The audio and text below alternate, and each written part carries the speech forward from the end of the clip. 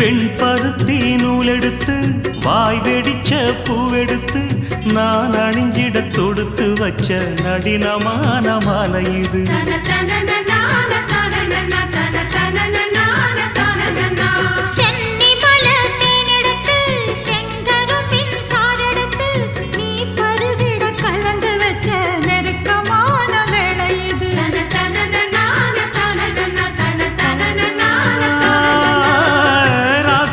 உடம்பிருக்கும் ரவிக்க துணி நானாக அன்னாடம் சூடி கொண்ட ஆசை வச்சாகாதா.